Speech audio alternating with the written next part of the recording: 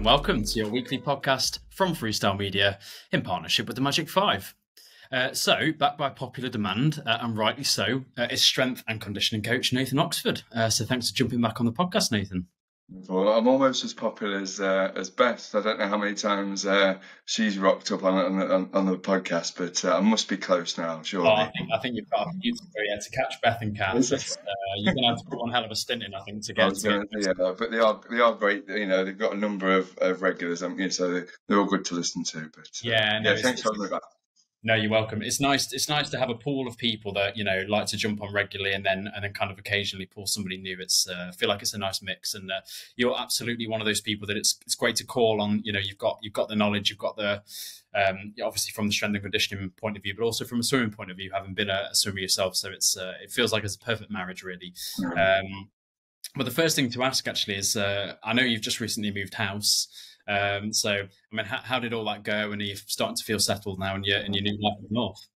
I know we were just talking about it, but it's crazy. It's such a stressful time, isn't it? Moving house, and I think I'm a school teacher as well at the minute. So we've come into like coursework deadlines, end of the academic year. So there's that stress. We had Ofsted last week, plus the moving house. So there's a number of things that have been going on. But yeah, settling, it takes a while, doesn't it, as you know. But hopefully I'll get there over the next few weeks. Just living out of boxes, I'm fed up of trying to find spare gym kit and going, where's that spare t-shirt and things like that. Or where's me lucky pair of socks and things like that. But yeah, hopefully it settles down in the next couple of weeks and start building my life up here. Yeah, but one funny thing that I found when I moved house is that, you know, I reasonably fit. I lift weights in the gym, but there is no. You think deadlifts would translate well to picking boxes up, but when you get like really awkward shaped boxes, there's nothing quite like it, and it's so difficult, like having to lift and shift things, isn't it? Yeah, it is. You know, if you think about a deadlift bar, I suppose it's evenly weighted, isn't it? You haven't got a sort of offsetted. If you look at if you Google the Dinnie stones in Scotland, I don't know if you ever heard of those, but they're crazy weights. So it's a little bit like that. So if you train with Dinnie stones, you'd be better at shopping, that's for sure, and carrying shopping. But it's lifting those awkward boxes, isn't it? And I'm thinking, come on, I train that. Why can't I carry these things? But I suppose that's a bit of strongman training for you as well. Yeah, I think so. It's good functional strength, isn't it? I remember when we moved, not this time around, but last time around a couple of years ago. It was the first house we'd ever bought, and they say bad things happen in threes. And we'd had a couple of things. I think on the first day, we knew we had an old boiler that came up in the survey. And we knew we'd have to probably replace it in the first year, but it actually went on day one. And it was January, so it was really cold, and it just went straight away. And then I went to pick up a celebratory burger because we'd just moved in, and I managed to pop the tyre on the way back from getting the burger. So I had a flat tyre, a completely punctured tyre. It went completely flat before I even got home. And then we thought, right, you know, something else has got to happen now because two things have happened on one day. We picked up the final box from the car, took it out the car, and of course the tape underneath gave way, and all these plates just smashed on the road. It was like honestly, it was like but we just thought, you know what? Like we were happy because we thought that's three things now. We can just move on with our lives. Yeah. Maybe you were looking for that third thing, and that's why it happened. Maybe, but was it late at night as well? That third box exploded. Oh, of course it was. Yeah, yes, it was.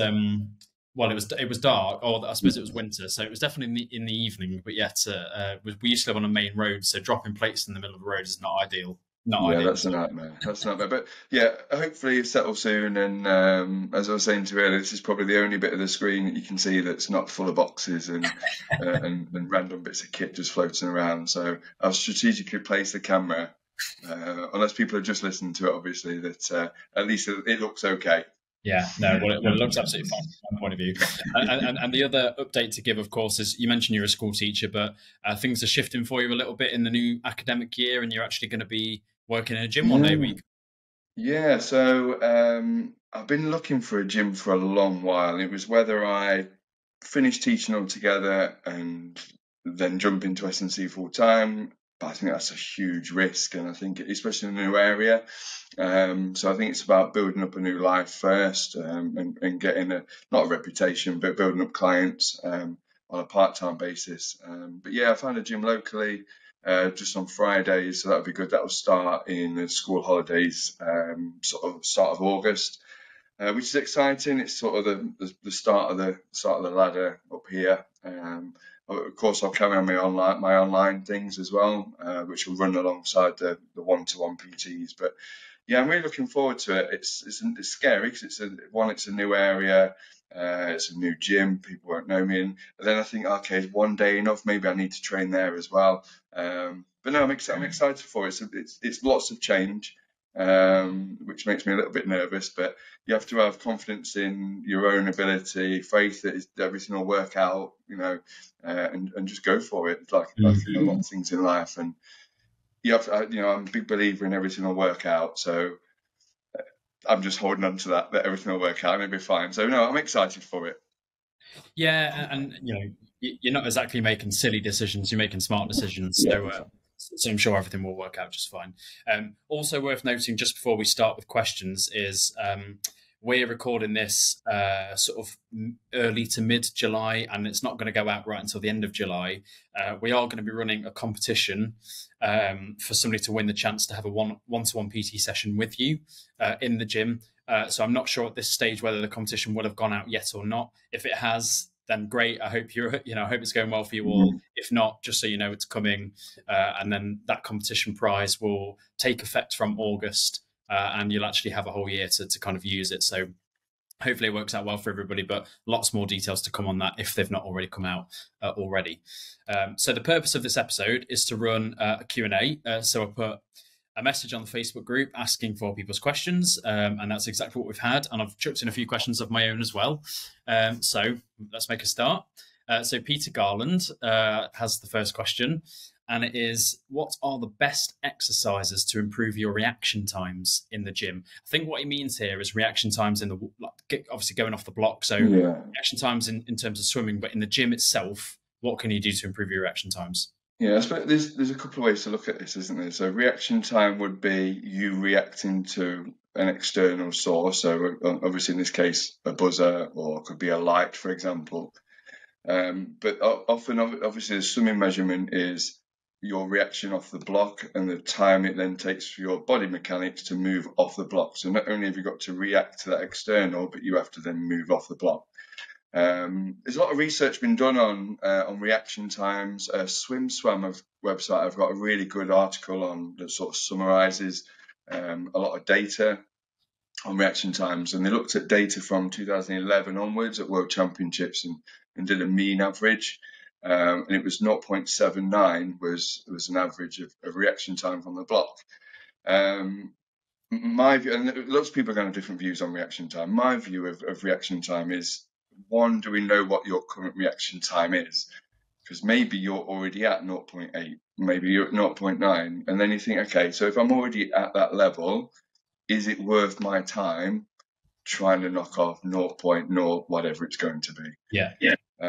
So there's that whole thing around it. I did see that question on Facebook and there was a comment about buying a PlayStation and attempting to improve your reaction times that way. I mean, that's something that could be done any time, I guess, isn't it?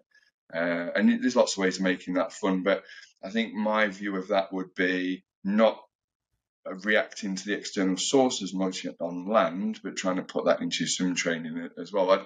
Do you do any sort of practice starts, Joe, or anything like that? We do starts, yeah, but it tends to be quite casual, really. Like, next one's on the block, and I wouldn't say it was done under kind of a race environment feel.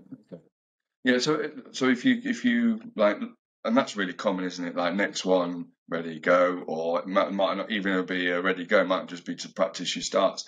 And it is difficult if you're not in a club and you're doing it as a public swimming session. You might not have the blocks anyway, so it becomes really difficult. But I think one of the ways to obviously improve that is through the technical coach and going, like, can we look at the practice racing starts in the pool? Because that's where it's going to have most benefit.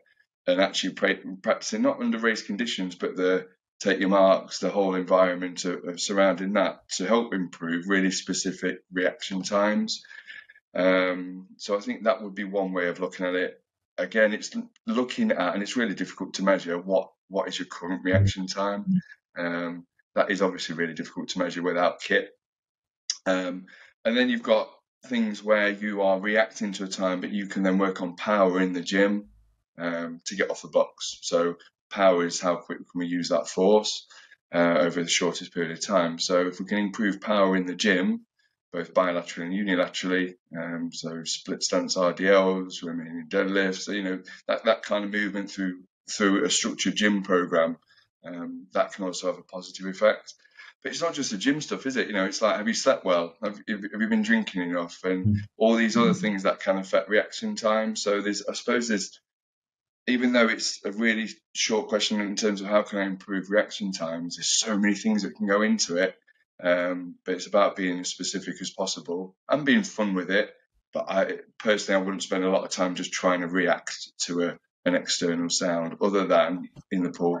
Yeah, it's an extension to that question, actually, and I might be getting a little bit too technical and scientific here. Sorry, so I'm not sure what your views are on this, but I often, when I think of reaction times, I don't necessarily see it as a physical thing. I see it as more of a cognitive thing. Cognitive, yeah, 100%. You know, the idea of actually getting better at reacting to things again, and actually to use the kind of the joke of the PlayStation. Do you remember the old games you used to have, the brain training games on Nintendo? Yeah, I do, yeah. DS or whatever it was. It's you know, I often think it's things like that actually help improve your reactions, just getting your brain firing as much as your body, maybe.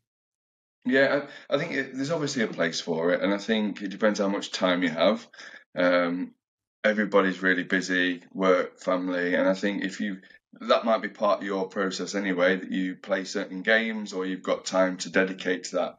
If you haven't, then and then the gym side is lacking slightly. There's other elements that you could possibly work on to make more significant changes or significant impact rather, because ultimately, as we get older, our reaction times get slower. Some of the research shows it's between 6 and 10 milliseconds every year, right. So it can significantly reduce.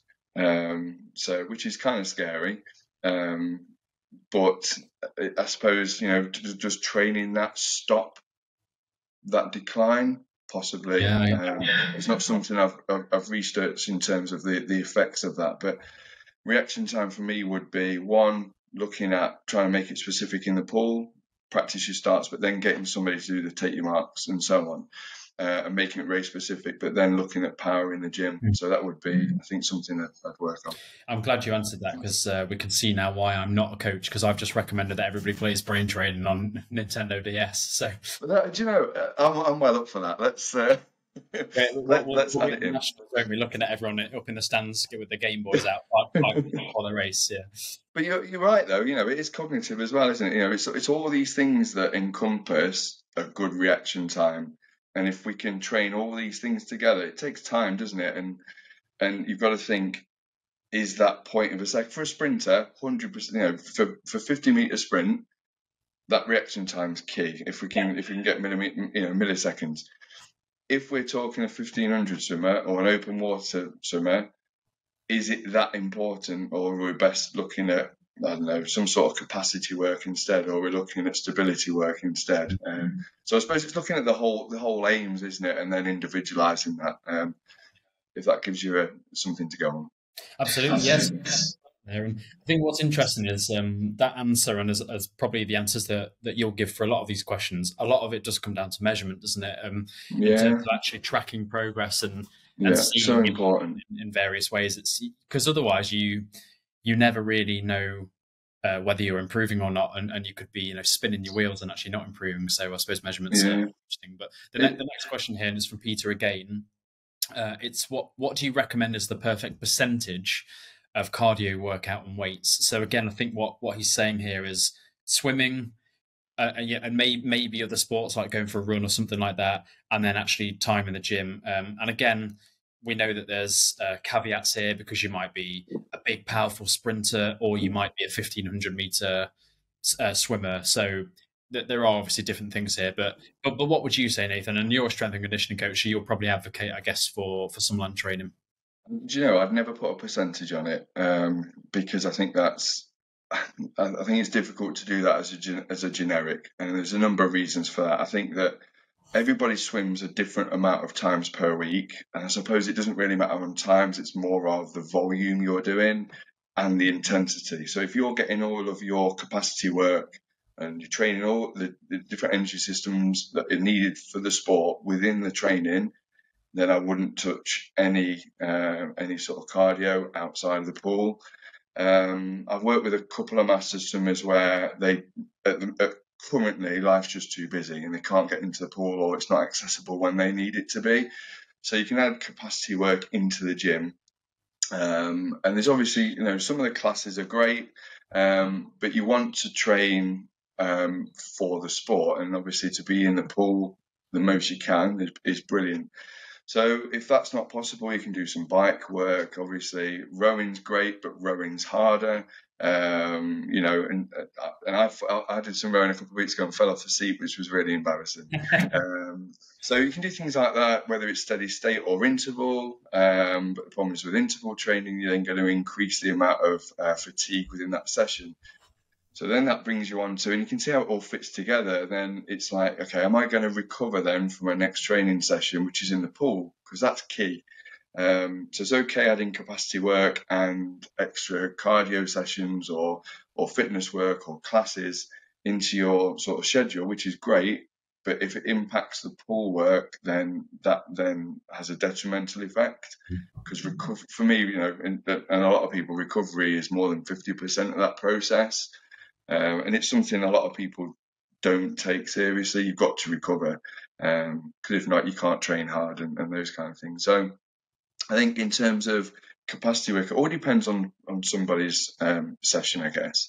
But you can add the capacity work in, and whether that's working at a certain 120 beats per minute, 130 beats per minute within that energy system or training zone, or it could be as interval. It all depends on sort of what your focus is, what your event is, and the impact that's going to have on your session.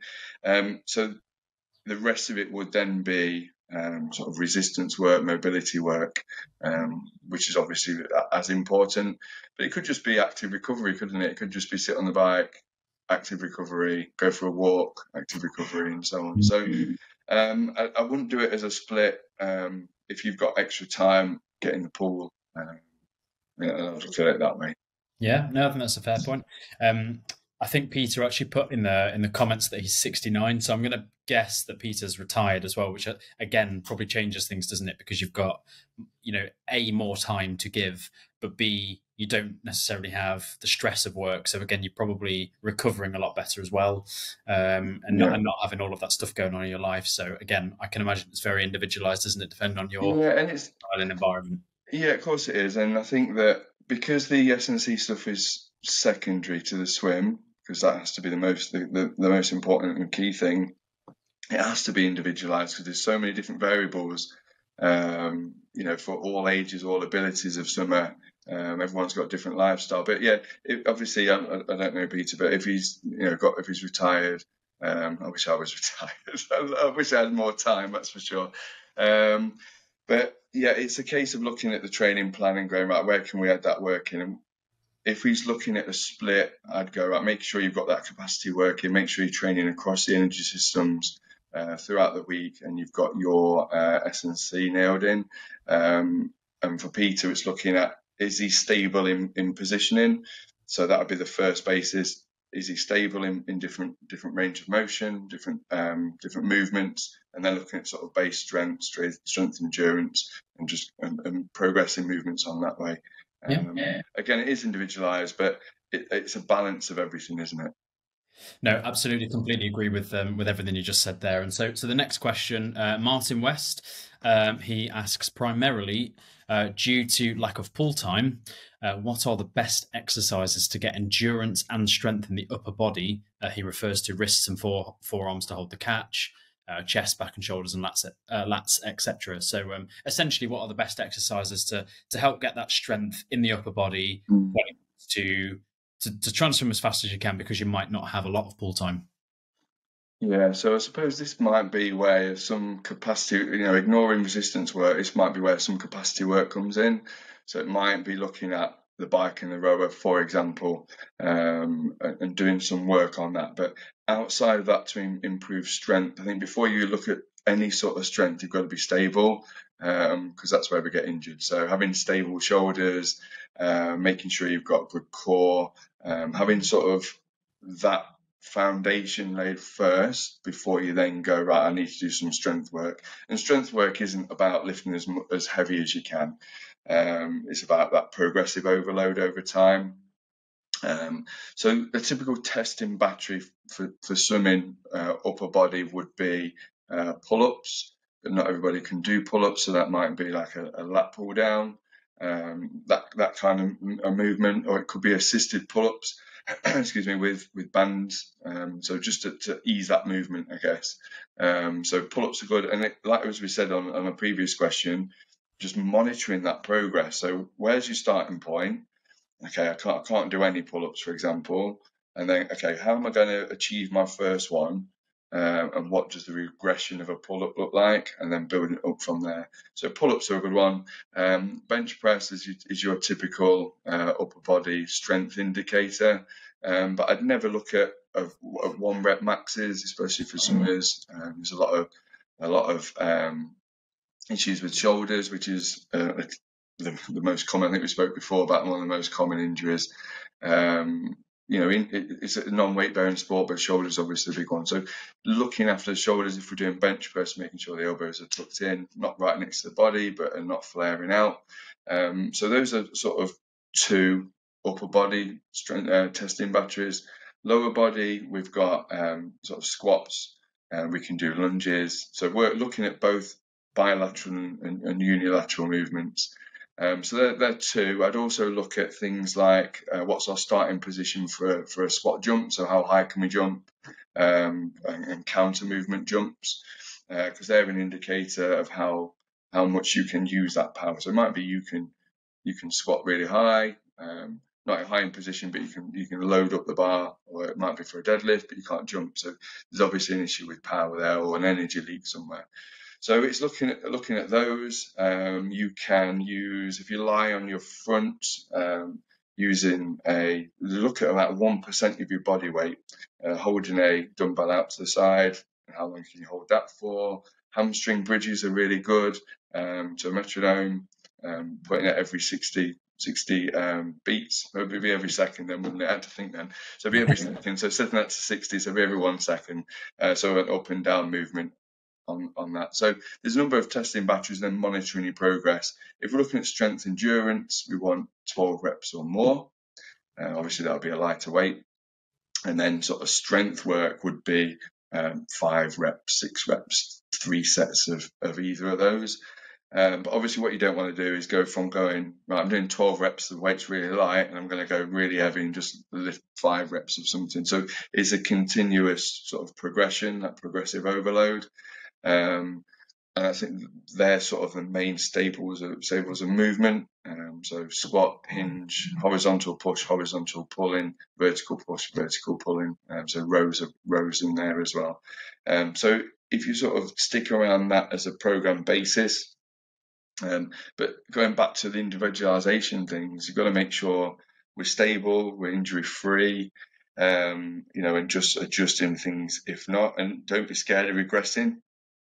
Going, right, okay, that movement isn't right. So for a squat, for example, I've trained people where their knees come in. So they go, I can squat, that's fine, but if their knees come in, we've got to go, okay, knees out, and we've got to look at just the technical cues first. And even things like as a box squat, as a starting point, as a goblet squat, rather than just a bar. And it's about just that progressive overload, making sure it's individual for people. And I think, I can't remember if one of these questions is coming up later on, but looking at your I know we spoke about it, looking at your structure of your week. So going, we're not going to do strength, and then I'm going to do a really hard swimming session the next day. So you're not going to go pull-ups and heavy lat pull-downs into a swimming session, because you're not going to be able to get in that streamlined position, and that's where injuries occur. So it's taking that foundation, I guess, and individualizing it based on your schedule. Yeah, it's interesting because one thing that I found with my training actually is if I were to train twice in a day, and what I mean by that is gym and swim. Yeah. Um, so if I've been to the gym in the morning and then I'm swimming in the evening, what I find is if I've trained anything with the legs, and that for me would be squats or deadlifts primarily, Yeah. I actually find I'm very prone to getting cramp that evening. Okay. And it tends to be when I push off the wall, I'll push off and I'll just suddenly feel my quad just like, explode. And that would often come towards the end of a session. And so for me, I guess that's a lesson that I've learned. When you talk about how you structure your week, is I never train doubles anymore in terms of the gym and swim on the same day, because I personally run into the risk of things like cramp. So yeah, I guess I guess to add to your answer, really, it's trial and error, isn't it? And of course it is. Yeah, of course it is. And everyone reacts different, don't they, to training? But having an exploding quad is very extreme. I mean, you know what? Though you laugh, Yeah. but I swear my quad has doubled in size at times. So it's exploded, it repairs, and then it's just like, yeah, I can imagine. Yeah, it's one of those where training twice a day is tough. If you work during the day, it makes it even harder, because is your nutrition right during the day? Are you getting the right intake? Are you drinking enough? You've got all those kind of things as well, and just looking at the balance of going, like I said earlier, of making sure we're not going, right, I'm going to go really stupidly heavy, getting yourself injured, or I'm going to go heavy for a lot of reps and I'm really tight and tired going into my swimming session, which is where those injuries occur. Because we pull some funny shapes. If you look at a swimmer underwater, looking at a streamline position, if you've got tight lats, you've got no chance. And the older we get, the less mobile we can become. So S&C isn't just about just the strength or conditioning of somebody. It's that mobility is in there, and that's easily forgotten as well. So we're working a lot on that. So yeah. Yeah, no, mobility is really interesting actually, and it's something that every swimmer is going to benefit from being as mobile as possible. But I've heard there are swimmers out there on the elite stage that they won't lift a single weight 2, 3, 4 weeks before they compete, because they like to feel as loose and as floppy as possible. But then I know a few swimmers that love to feel really tight, and actually what they don't enjoy is having, say, a deep massage a week before, because they want to feel how they felt training for the last 3 months. They don't want to suddenly feel different. So again, it's just discussed quite an interesting how everybody kind of thinks and feels around racing. We'll move on to the next question here, which is from Rebecca Lennon. Hey Rebecca, hope you're well. She has asked how best to warm up for an open water race, especially when you don't get the chance to go in to the water beforehand. And actually, Jonathan Saunders goes on to ask a very similar question, actually. So, how best to warm up? Yeah, I've my open water experience was horrendous. So I've done a couple of triathlons, sprint triathlons. How long ago? 6, 7 years ago or so. They were hard. I was like, you go in. It was probably a little bit longer actually on my first one, but you go in thinking, I'm a swimmer. I'll be all right. I can lead off. I'll be fine. And then you just realise it's a total different environment. One, I'm doing front crawl rather than backstroke, so that's a big difference. But just how cold it was, and that cold shock, especially if you're not able to get in.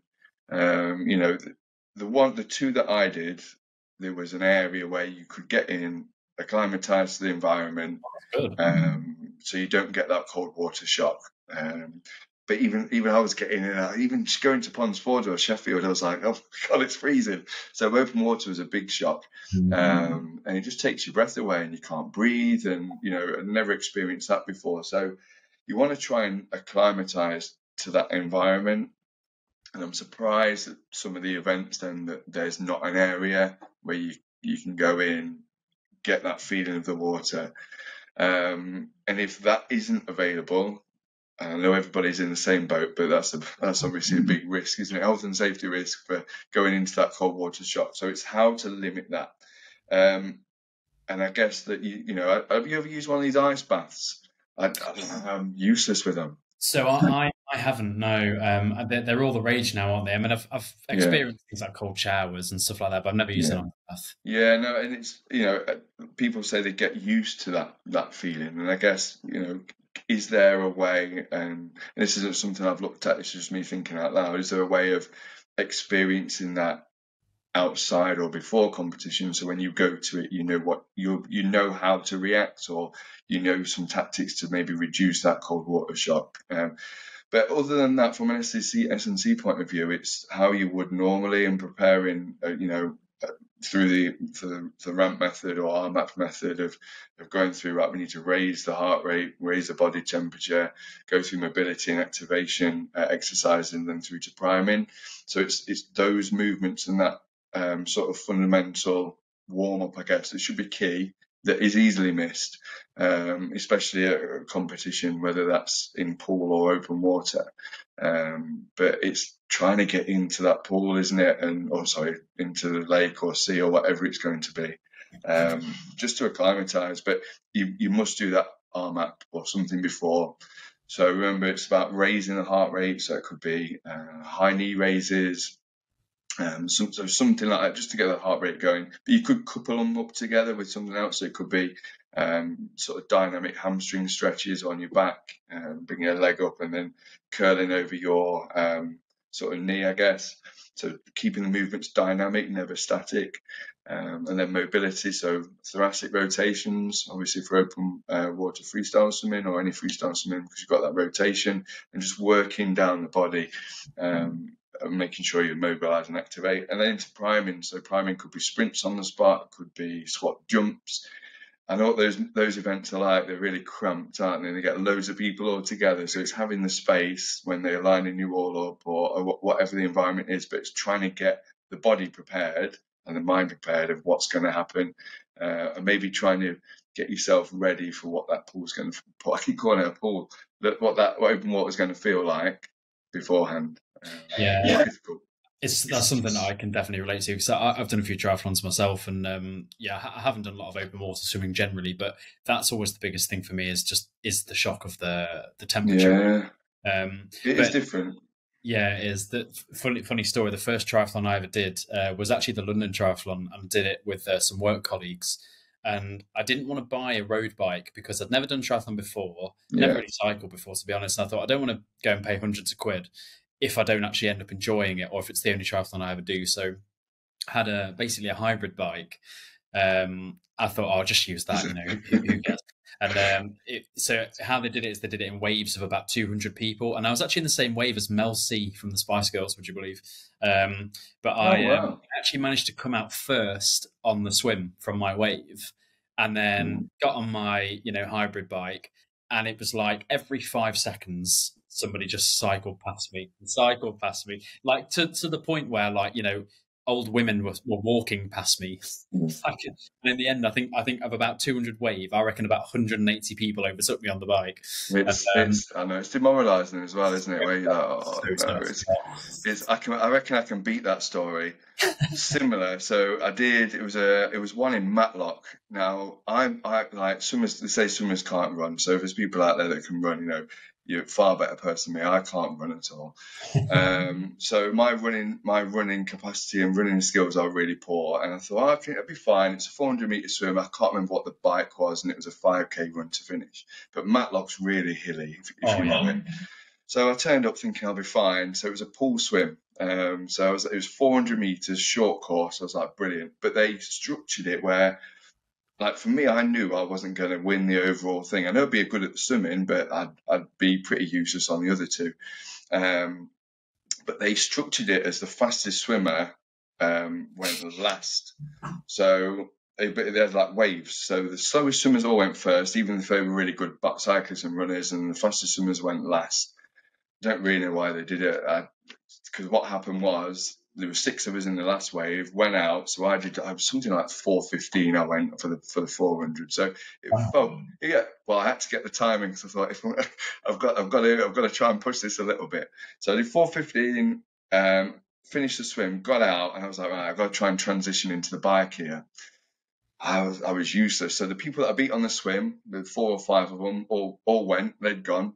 So I was last essentially, and that was it. So the bike was horrendous. I was on my own, and then got to the run. It was 2 laps of, must be 2.5K, obviously. And on the second lap, all the marshals had gone home.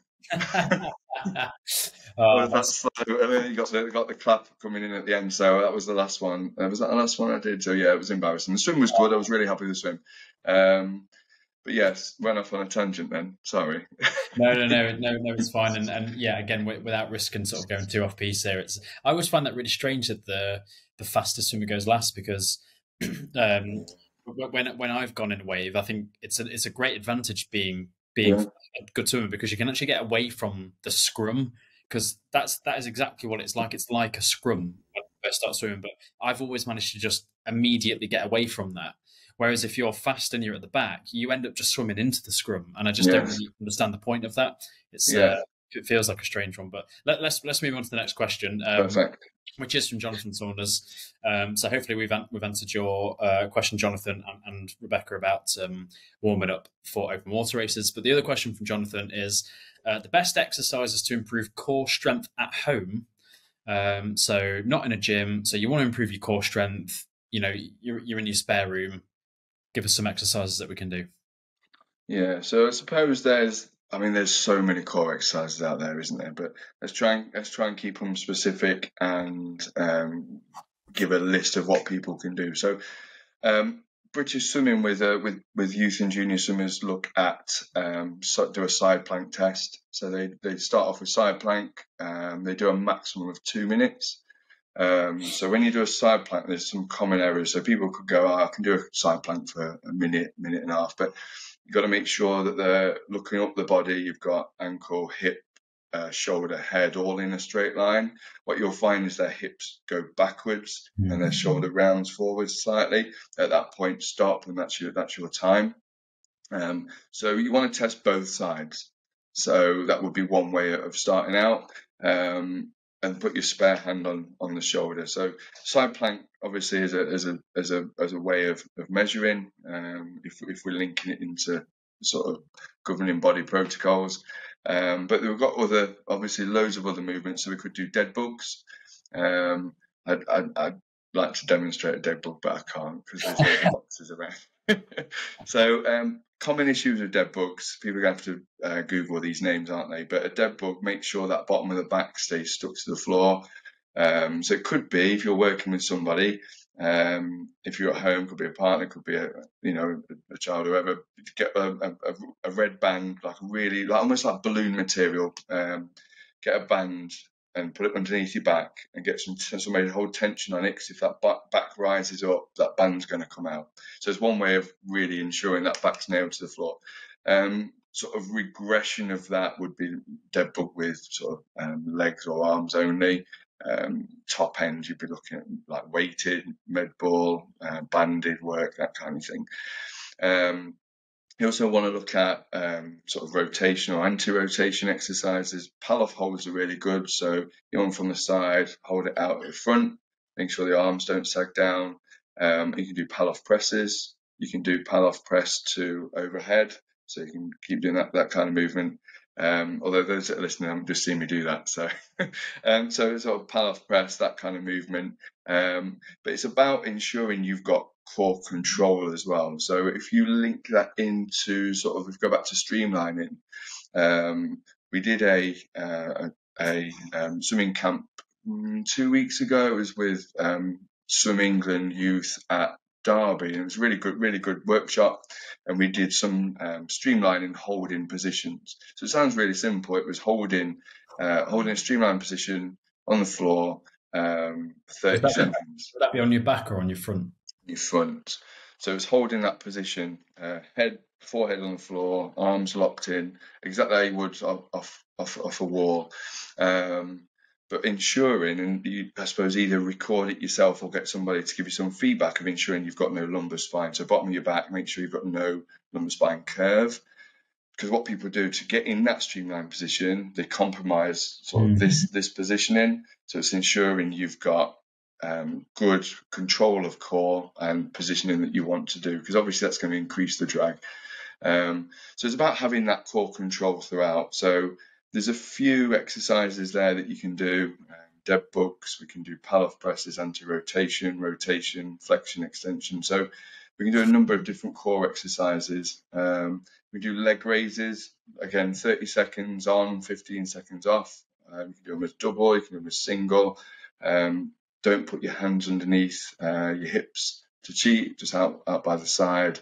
And just progressing movements in that way.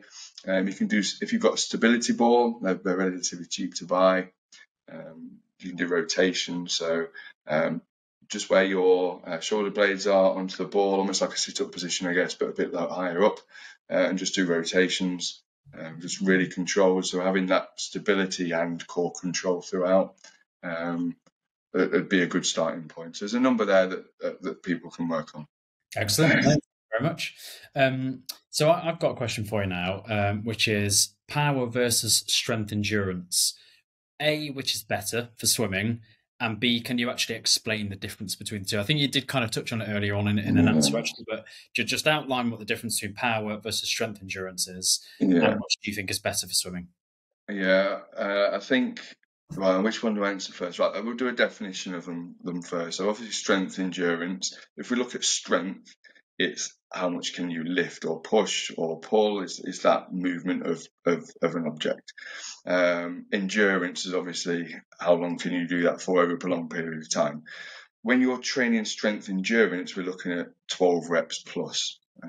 So it has to be a lightweight. I mean, if you're doing that with heavyweight, I mean, you're a far better person than me. But 12 reps on heavyweight would have to be a lightweight. So that would be strength endurance. Power would be 1 or 2 reps of just really quick, speedy movements. So that's sort of a definition of the two. Now they both help, and you can train both at the same time. What a lot of people think is on periodization. Okay, we're just going to work on strength endurance for 6 weeks. We're going to work on strength for this amount of weeks, power for this amount of weeks, speed, and then we're going to taper off, do nothing for a couple of weeks, and just work on mobility, and then compete, which is great.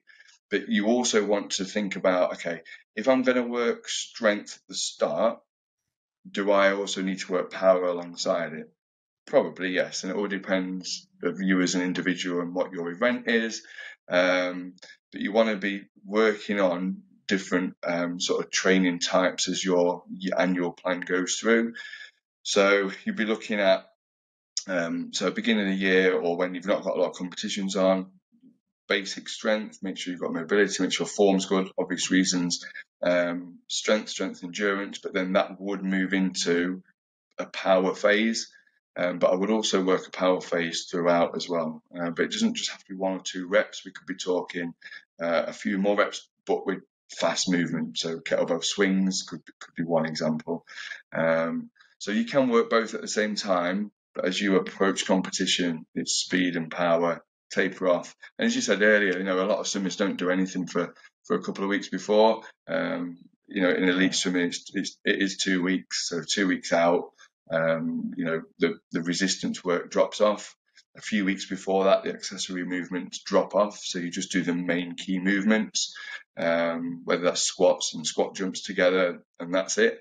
And it's about reducing that intensity and volume, but combining the different types of training throughout your plan.